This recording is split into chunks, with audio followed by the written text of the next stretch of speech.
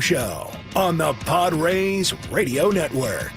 Jackson swings, hits it in the air, deep to right field. He has done it again. Unbelievable. Coming up, we'll have a recap of the previous Padres game, a preview of today's starting pitching matchup, our keys to the game. Plus, we'll hear from manager Mike Shildt. Ultimately, what we're here to do is win. From the Padres Radio Network, here's Sam Levitt. San Diego Padres baseball coming up on 97.3 The Fan and the Padres Radio Network. Today, the Padres take on the Arizona Diamondbacks in the second game of a three-game series. Our starting pitching matchup today for the Diamondbacks, right-hander Ryan Nelson, and for the Padres, right-hander Yu Darvish. Hi, good everyone. Sam Levitt with you from Chase Field in Phoenix, Arizona. First pitch is coming up at 6:40. Coming up in the next 50 minutes, we have a lot to do. We'll hear from Padres manager Mike Shildt.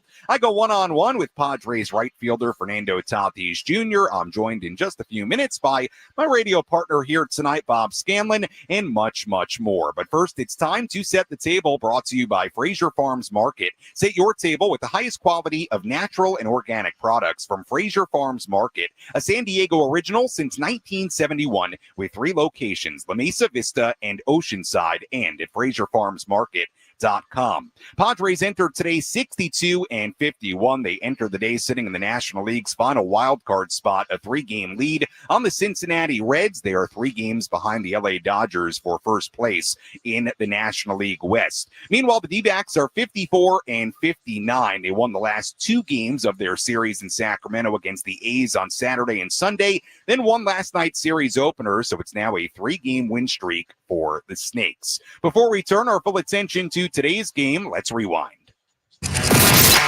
Did you miss what happened in the last Padres game? Let's take a look back with our Padres Rewind on the Padres Radio Network. Last night here in Arizona, bottom half of the first inning, J.P. Sears on the mound, runners on base for Lourdes Gurriel Jr. And the 0-1, ground ball towards the middle, base hit. Around third base comes Marte. Merrill picks it up, throws to third. Throw there, not in time. Throw to second, not in time. It's an RBI base hit for Lourdes Gurriel Jr. And Arizona jumps in front, 1-0 here in the first inning. D-backs led 2-0 in the top of the third. Manny Machado hit a 2-out double. Jackson Merrill was next. 1-1. Swinging a ground ball, base hit into left center. Manny racing around third. He'll score easily. Cut off in the gap. Merrill racing for second. And he's in there with a stand-up 2-out RBI double. Padres cut the deficit in half. It's 2-1. Bottom 3, the D-backs responded courtesy of Tyler Locklear. First pitch on the way. Swinging a high fly ball into left. Going back, Laureano. He's looking up, and this one is way gone. Tyler Locklear, his first home run at the Diamondbacks. Just like that, Arizona gets the run right back. It's 3-1. D-backs then got 2 more in the bottom half of the fourth inning against J.P. Sears. It was 5-1. Fast forward to the top of the sixth inning. D-back starter Brandon Pfaadt still on the mound. Runners on base for Jake Cronenworth. Long hold. The 1-2 pitch. Line drive, base hit into right field. In front of the right fielder. Gavin Sheets is going to be set. He's going to score. Padres now trail 5-2 on the RBI single by Jake Cronenworth. Rally continues for the Padres here with 2 outs in the sixth. That's all the Padres would get in the sixth inning. Padres were still down 5-2 in the eighth inning. Alec Thomas gave Arizona some insurance. Matsui fires home. Swinging a high fly ball into right. Tatis going back. He's looking up, and it's gone. A solo home run for Alec Thomas. His 8th of the season, and the D-backs get an insurance run. It's now 6-2 here in the 8th inning. And Arizona would go on to win by that final score of 6-2. Again, the D-backs improving to 54-59. The Padres dropping to 62-51. And now the Padres trying to bounce back in game 2 of this 3-game series with first pitch coming up at 6:40 here in Phoenix, Arizona. And joining me right now is my radio partner here tonight, Bob Scanlon. Scans, good to be back with you once again. What was your takeaway from last night's game? What we saw from J.P. Sears and his Padres offense? Yeah, so the good thing for J.P. Sears was he battled, and he had traffic on in multiple innings, and you and I talked about it after the ball game yesterday. That was a game that really could have gotten out of control had he not done a great job of managing all the traffic that he had early in the ball game. So as far as damage control goes, he showed that he can pitch with runners on base. He showed that he can pitch out of jams with runners on second and third in less than 2 outs. He did it 3 times last night. So there were some positives to take away from that. And really, from my perspective, if I'm J.P. Sears, there's a lot going on for this young man, right? He's joining a new organization. He's in the trade. He's trying to learn all these new names and faces. He's got a new catcher behind the plate. He doesn't have a rapport with his new pitching coach yet, and yet the pitching coach has to go out there and have a chat with them in the first, second, and third innings because there's runners on base the whole time. So there was a lot going on for him. And in talking to him today on the way to the ballpark, he was saying also just didn't feel like he was in a good rhythm with his delivery the way he normally would like to be. So that wasn't by any means the best J.P. Sears that we're going to see. And we'll see him again, even though he got optioned out today. He's going to be a part of this ball club moving forward, and I'm sure he's going to be sharper the next time out. And to your point, J.P. Sears option to AAA. Sean Reynolds is available tonight out of the bullpen. He was recalled from AAA El Paso. Turning the page to tonight's game, Yu Darvish on the mound for the Padres here tonight. He was just terrific in his last start against the Mets. 7 scoreless innings. What stood out to you about Yu Darvish? That mechanical adjustment seems to have really helped. Yeah, no doubt. So the mechanical adjustments you're referring to is the lowering of the arm slot. What's interesting is that's how he was pitching when he first came to the States from Japan, was his comment. So over the years, he's been in a little bit of a higher arm slot. What's really interesting, too, is that at this point in his career, given that you're coming back from an elbow issue, is that the time where you really want to start changing things? For the average human being, the answer is no. Right. But Yu Darvish is not the average human being, neither physically nor mentally, intellectually. This guy is a step above everybody. So for him to be able to evaluate and say, okay, what can I do? What can I change? What do I feel comfortable with? Let me lower my arm slot to how it was 13 years ago and see how this works out. And to come out there and absolutely mow and have the command that he had, it was an incredible feat. It was really fun to watch. And I don't think any of us really knew. It wasn't as though you're watching him, at least not for me, Sam, and saying, oh, look at Yu Darvish tonight. His arm slot's lower. Right. No, that's something he did on his own. And to be able to have command of 15 to 20 different pitches that he has, right? I mean, he says he has 11, but it might be more than that. And to surgically place almost all of them where he wanted to in that outing, it was really something fun to watch. And once we found out that also he had made that adjustment with his arm, even more impressive to sort of reflect back on it and say, wow, for this guy to do what he did, and in such an important game, Sam, where he is actually going for the all-time record, the most wins ever by a Japanese player, both in the Japanese League and the Major League Baseball, to accomplish that with that kind of an outing, after that kind of an adjustment, it really gives me goosebumps. Yeah, I'm so glad you framed it the way you did, because I think for me, I can look at it, say, oh, yeah, he lowered his arm slot. Look at those great results. Not really understanding how drastic that is at 38 years old at this point in his career to do what he did and have that kind of success in his last start. We'll see if he can carry that over into tonight. On the other side of this pitching matchup, Ryan Nelson, young right-hander. He's been around a little bit now, Scans, but he's got a 1.95 ERA in his last 9 starts going back to mid-June. From what you can tell, what's made Ryan Nelson effective as of late? Well, it's not just as of late. He's always had the good stuff, but he's really fine-tuned his fastballs, especially. And we'll go into more detail once the broadcast starts. But bottom line is, he is heavy on the four-seam fastball this year. Always has been, but it's got a different shape to it this year. And we'll talk a little bit about why that might be. But this is a young man that's finding his groove, and he's understanding how to sequence, Sam. And so often we talk about, okay, this guy's got this pitch and he's got that pitch, and there's, what's the shapes on it. That's all important. But I really feel like he's figured out what his strength is, how to complement it with the other pitches, not have the other pitches get in the way or put him in bad counts.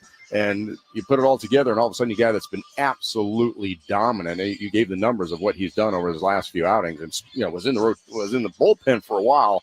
But since going to the rotation, he's not getting overexposed. In fact, it's quite the opposite. He's just gotten stronger and stronger the more work he's gotten. Just to focus on the offense for a moment, they had really been rolling. Yesterday, some early missed opportunities. They end up scoring 2 runs on 6 hits. To you, was there anything differently about what the Padres were offensively yesterday, or did they run into Brandon Pfaadt, who does well against him, and also some pretty good arms out of that Arizona bullpen. That bullpen's been pretty good as of late. Yeah, the bullpen's much better. No question about it. They've had injury issues, but the young kid Hoffman that came into the ballgame for him yesterday, I thought he had great stuff. Yeah. Now, whether that plays out over the long haul, we'll wait and see. But as far as the fastball changeup combination, very impressive yesterday. And I'm sure Torey Lovello was thinking to himself, where's that bullpen been for me all season long? Sam, you're asking about the offense. Yeah. I generally don't try to break things down from night to night. Yeah. There are certain nights where you watch it and you say, what were we doing right there? We were chasing, we were going after the pitches we're not supposed to be going after. We were expanding the zone, whatever it may be. There are certain nights where you can see a certain pattern and it's like, okay, that was a bad night or whatever. But in general, people ask, what do they need to do to fix that? Well, look, hitting is the toughest thing in the world, I think, from an athletic perspective. Yeah. So when you have a night where things don't go your way, it's not like, let's push the panic button and let's have a sit down with everybody and figure what we need to fix, what we need to change. These are ongoing long processes, and you're not reacting from night to night other than what are you hunting in the zone to take advantage of against a certain pitcher on a certain night, and what they're going to be hunting for tonight is completely different than what they had to be hunting for yesterday. All right, Scans, very good insight. We'll talk to you coming up at the start of the broadcast at 6:30 here in Arizona. Thanks so much. We'll talk soon. As always, Sam. All right, Bob Scanlon joining us on our EcoWater SoCal Padres pregame show here on the Padres Radio Network. First pitch is coming up at 6:40. Padres trying to bounce back after losing 6-2 in the series opener yesterday. When we come back, we hear from Padres manager Mike Shildt. Plus, a little bit later, I go one-on-one with Fernando Tatis Jr. We'll also check in with now a guy that's on the bench for the most part for the Padres. That's Bryce Johnson. Talk to him, catch up with Bryce a little bit. We'll have our keys to the game, full look at the out-of-town scoreboard, and much, much more to do as we continue our pregame coverage live from Phoenix. We continue after this on the Padres Radio Network. Stay tuned to the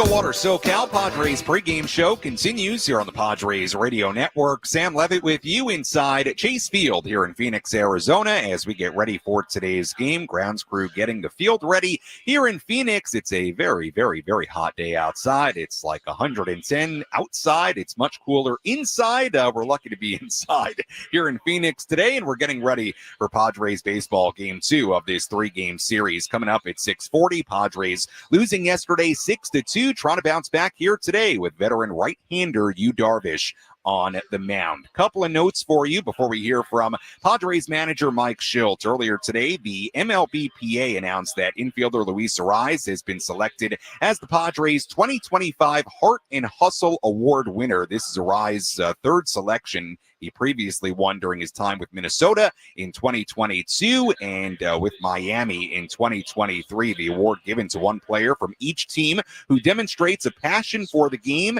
and best embodies the value, spirit, and traditions of the game. Padres also made a roster move earlier today. They optioned J.P. Sears, who struggled a bit last night in his Padres debut. Sears going to AAA El Paso, and the Padres recalling right-hander Sean Reynolds from AAA. So Reynolds should be available out of the Padres bullpen here tonight. As we get ready for first pitch coming up in just a little bit, let's go downstairs and hear from Padres manager Mike Shildt. Let's pull up a seat in the manager's office and hear from Padres manager Mike Shildt. Served up by Sin Lee Food, where fresh meets flavor. Find farm fresh produce, bold Asian spices, and gourmet ingredients at 4665 El Cajon Boulevard. Sin Lee Food, the cook's Asian resource. A couple of 30,000-foot view questions, if you would. With Darvish, this idea of him being able to drop his arm angle and manipulate the baseball and just sort of recreate himself at the age he is, can you give us some perspective on how challenging that is to do and what exactly we're witnessing? You're witnessing courage and greatness is what you're witnessing. I can't speak that hard it is to do. I only know from my experiences that at the highest level to reinvent yourself is very rare. And to have somebody with the ability to do it, the confidence to do it, I mentioned courage, and then the ability to do it is also very rare. Especially as the body, I would think, starts to decline a little bit as we all get older. I mean, you may tell yourself you want to do something, but to have the body control to actually execute it, can you put that in perspective? I don't know if it's as much the body control is clearly important. I think it's the cerebral intelligence to be able to do it and willing to do it and to be able to adapt to what you currently are. The only other guy I've seen able to reinvent himself, first of all, few guys have these kind of careers. Very few people get the ability to have the career to do this at whatever age for however many years. And the only other guy I saw was able to do that was Adam Wainwright. With Manny Machado in a situation where he's having a wonderful offensive season, clearly, can you give me a thought on how it is he's able to change to today's game and just continue to evolve? Give us a little perspective on the offense that you're seeing from him over such a protracted stretch. I think the thing that, is impressive about Manny is how he's been able to stay consistent with his swing. He's got to, we talked about this as we continue to see the milestones add up for Manny. And then you look at the history of what Manny's been able to do, and then you just watch and see, like, it's a very similar swing. And then you see, a guy that plays almost every day or literally every day. And then you see a guy that's really highly intelligent about this game, and you put those factors together. But it really does start with the consistency of his physical ability and his mental ability to continue to see what the game presents and go execute. What can you tell us about the move today? Listen, it was as much about a lot of different moving parts as it definitely was about JP. I actually felt like, and a lot of these moves were in place even before the game yesterday, so it wasn't reflective of the outing yesterday necessarily. Candidly, I took away a lot of positive by JP Sears. He battled his tail off. He competed very well. that game could easily gotten away. He left over 5 innings, keeping a bullpen intact. Wandy clearly did his job for 2 to keep it right there. But he set us up for success today, not having to, use multiple more bullpen pieces that are valuable for potentially today's game. So, but yeah, that moves, representative of Cortez and Representative Michael King coming back, and a lot of different things that creates an opportunity to add to the bullpen depth for the next several games. And clearly, there could come a point where you could possibly go to 6 when you have 13 games in a row, or you could bring him back in some capacity. It's on the table. I've always been one to say that, listen, you have to give up something to get something. So everybody that wants to go to a 6-man rotation and pounds that table may be a little naive to how bullpens really operate over a 13-game stretch. You don't want to go down a bullpen arm over 13 games and then start to throw guys in areas that they don't need to belong, and then create even more conversation. Just put on the plate, 10 RBIs in the last 10 games. Talk a little bit about the strengths that he's had at the bat. Luis has done a really nice job. I'll talk about the fact that he really has done a nice job. He swung the bat well, got us some really big hits, got us a game-winning hit. He swung the bat well. He's been a good teammate.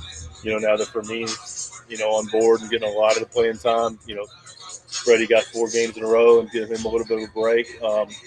But Diaz has stayed sharp. But also, you look at his defensive, numbers have been really consistently improved as well. So he's done a nice job all the way around for it. Necessary to go back. Is there anything you would need to see from JP to get him back here, or is it more situational based? I don't. It's situational based. I mean, him and Ruben and the pitching group and myself sat down and talked to him, and let those guys go talk about what he needs to go do over the next period of time in AAA, a couple starts, what that looks like. We're still getting to learn JP. It'd really be unfair to say what he needs to do more or less, but I really liked how he competed last night. And clearly this guy's been a contributing major league player, and, it's just really the way the roster's, set up right now with the depth of it. And, again, Michael coming back that impacts JP. That was Padres manager Mike Shildt earlier today inside the Padres dugout. We'll hear more from Mike on our post-game coverage coming up later on this evening. Sam Levitt back with you inside Chase Field in Phoenix, Arizona, as we get ready for Game 2 of this 3-game series. Let's quickly pause for station identification on the Padres radio network. KWFN-FM and KWFN-HD1 San Diego. This is Joe Musgrove. You're listening to Padres Baseball on the Padres Radio Network. And Odyssey Sports Station. Right-hander Yu Darvish on the mound for the Padres tonight. Right-hander Ryan Nelson takes the hill for Arizona as we get ready for Game 2 of this 3-game set. Let's take you around the horn. Let's examine the most important news and the latest information you need to know in the world of Major League Baseball. Sam Levitt takes you around the horn. Presented by Valley View Casino and Hotel. Get ready for Major League winning when you join Valley View Casino and Hotel's Players Club and receive over $200 in free instant offers. Visit valleyviewcasino.com to learn more today.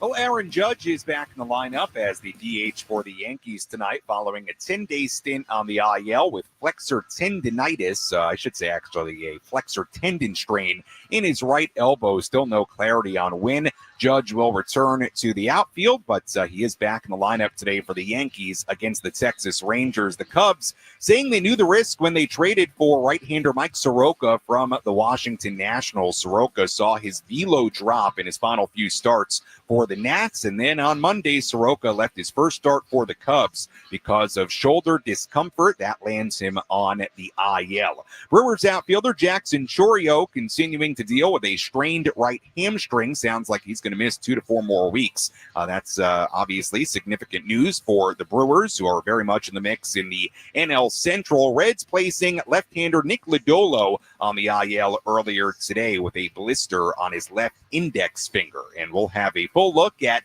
the out-of-town scoreboard coming up in just a little bit. When we come back, I go one-on-one with Fernando Tatis Jr. Plus, we provide you the latest injury news, our keys to the game, and much, much more to come. First pitch coming up at 6:40 here in Phoenix, Arizona for Game 2 of this 3-game series right here on the Padres Radio Network. Hello, my friends. It's Woodsy. Did you know your water quality affects everything? Your skin, your health, even your home pipes and appliances. That's why I made the switch to EcoWater SoCal. Their state-of-the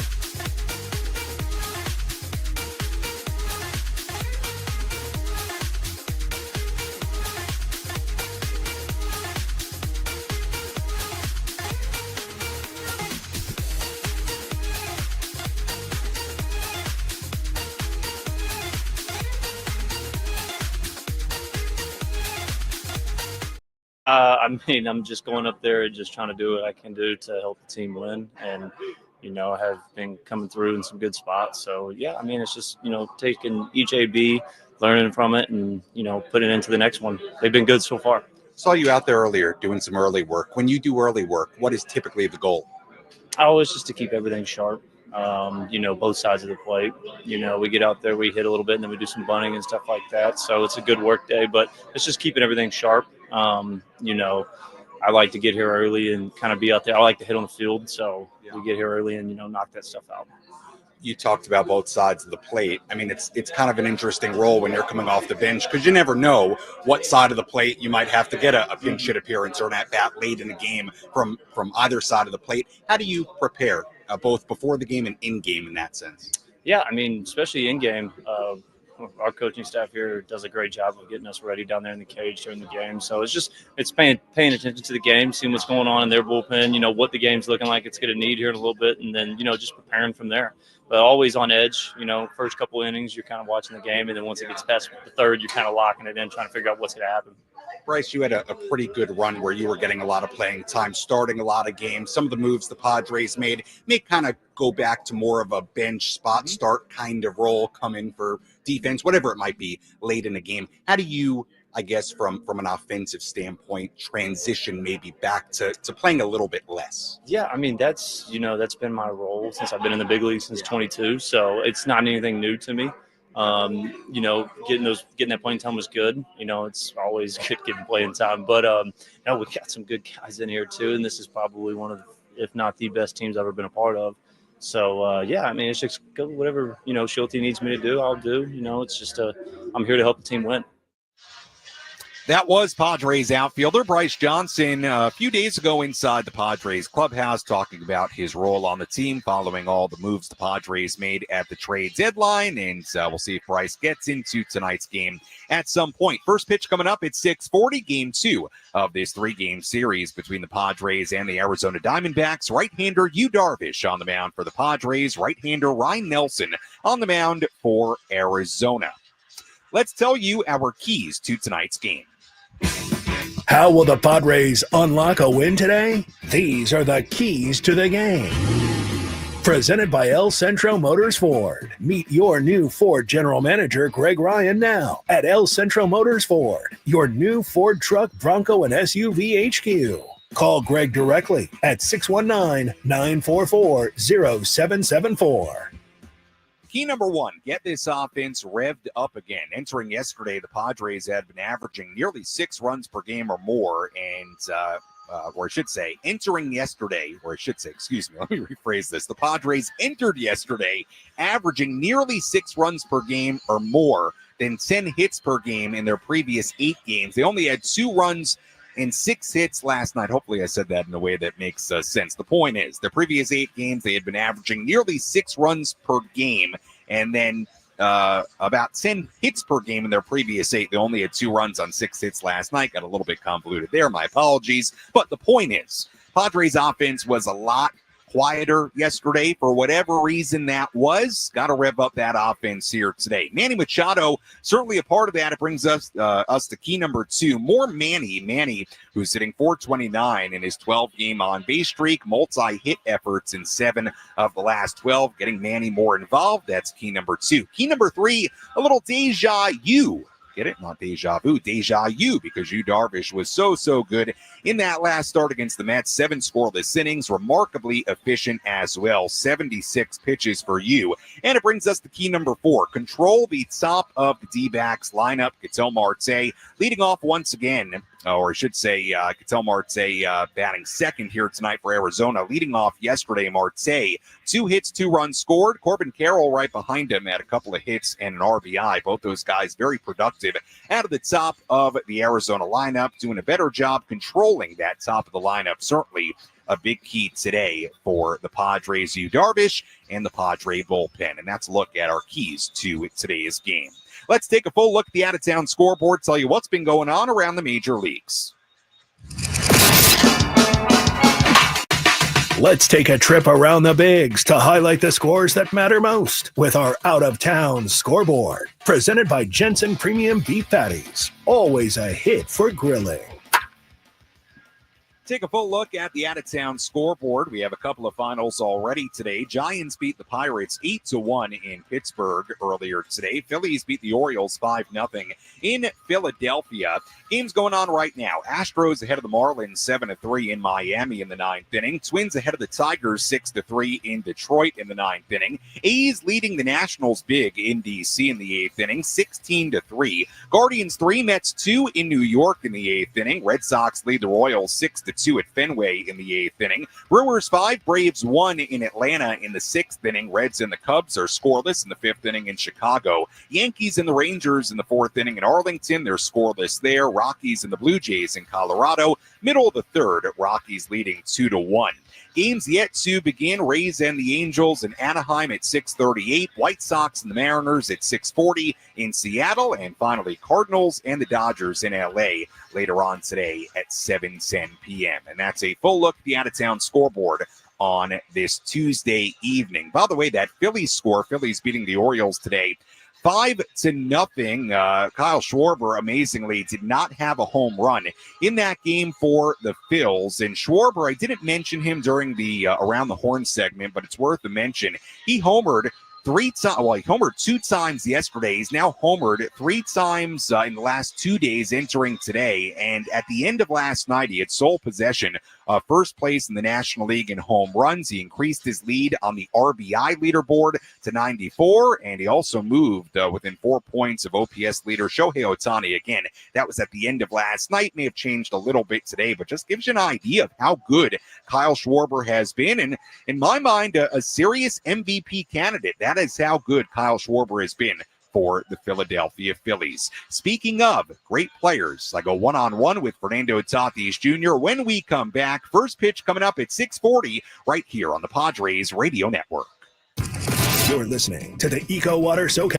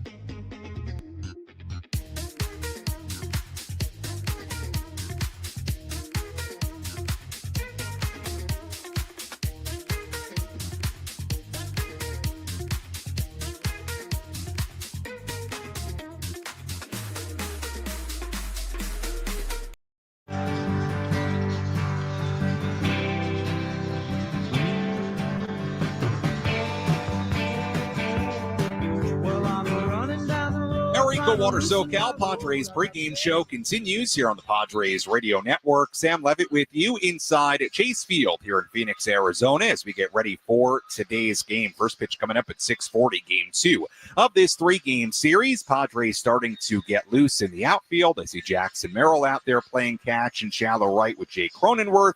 Xander Bogaerts playing catch with, who is that? I'm not sure who that is. It's not a player. It's, I think, one of the coaches out there playing catch with Xander. Pardon me for not being able to quite make out the number from here, but you get the point. Guys warming up in shallow right field. Diamondbacks starting to take the field as well as we prepare for tonight's game. Padres trying to bounce back after falling last night 6-2, and certainly one way they can bounce back, a big performance from Fernando Tatis Jr., who had a single and a walk in last night's game. I caught up with Fernando inside the clubhouse earlier today. Sam Levitt here on the Padres Radio Network as we get ready for today's game in Arizona. And right now I'm joined by Padres right fielder Fernando Tatis Jr. Fernando, obviously it's been an interesting week. You guys added a number of new faces inside this clubhouse. What's it been like post-trade deadline, welcoming in all these new guys? Everybody just clicked in right away, and it was an easy transition. And we're rolling as a club, and everybody excited for every acquisition that we got. What do you feel like offensively some of the new guys can bring as far as this lineup 1 through 9? I mean, they have put really good numbers. So, and obviously they have translating to this group and to this division, but I have no doubt they're going to keep the same presence and keep being a force as how they've been the rest of the year. I know you said that over the course of Thursday on the trade deadline, you kept your phone away and what you were not checking what was going on. What was your initial thought when you pulled up your phone, reconnected to the world, and saw what had gone down? I just said AJ is really wild.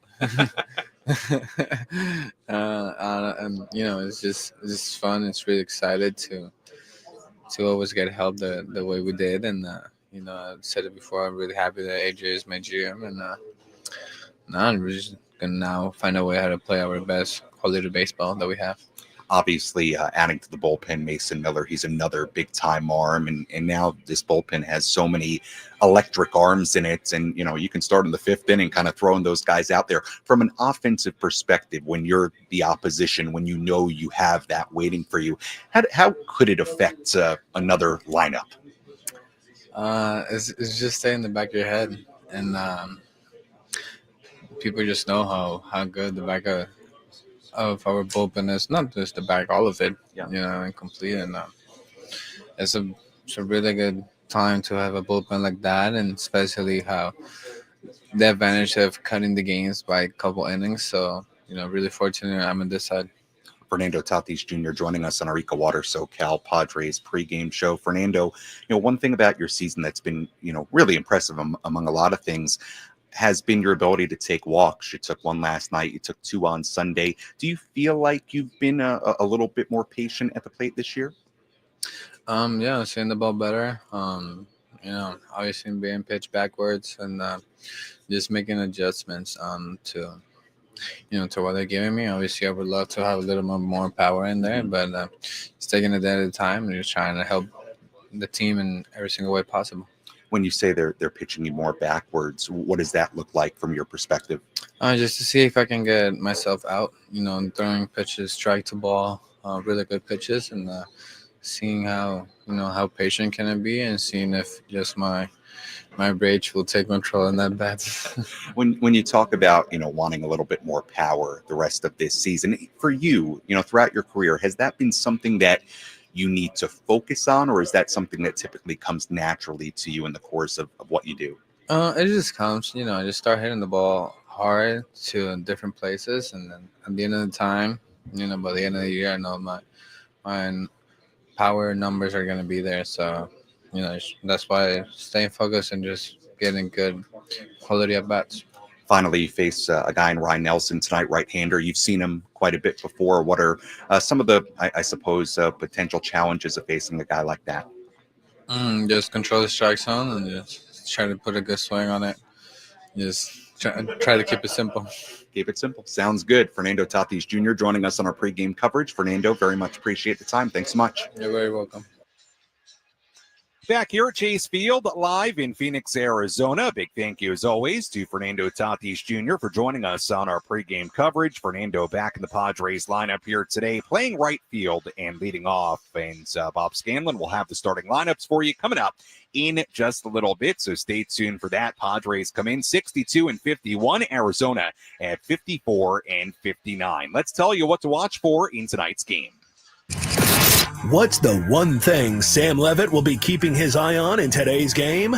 This is What to Watch For, presented by Genesis Home Improvements, San Diego's trusted painting, roofing, and window company. Save 15% today on a new beginning for your home. Visit GenesisHomeImprovementsSD.com.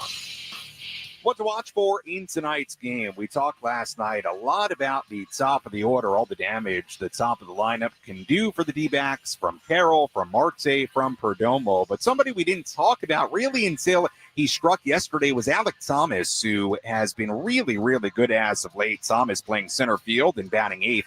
Here tonight for Arizona, Thomas in 11 games since the All-Star break, hitting .371 with a .1063 OPS, 3 home runs, 5 RBIs, and 2 walks. So what to watch for here tonight? Alec Thomas at the bottom of the lineup. Have to be very, very careful with him. Don't get fooled by his spot in the batting order. He's been very, very good for the Arizona Diamondbacks as of late, and that's what to watch for in today's game. Again, right-hander Yu Darvish on the mound for the Padres today. Right-hander Ryan Nelson on the mound for Arizona. And let's set the table one more time for you as we get ready for Game 2 of this 3-game series. Padres come in 62-51. They enter today sitting in the National League's final wild-card spot, a 3-game lead on the Cincinnati Reds. They are also 3 games behind the LA Dodgers for first place in the National League West. The Padres certainly in striking distance of that NL West title when it's all said and done. D-backs come in 54-59. However, even after the trade deadline, D-backs playing a little bit better as of late. They're on a 3-game win streak, including last night's win. When we come back, I join Bob Scanlon. We'll preview today's game, and then we have the starting lineups, first pitch, and all the play-by-play. I'll join you again for the ball game and post game here on the Padres Radio Network. We'll be back in just a moment.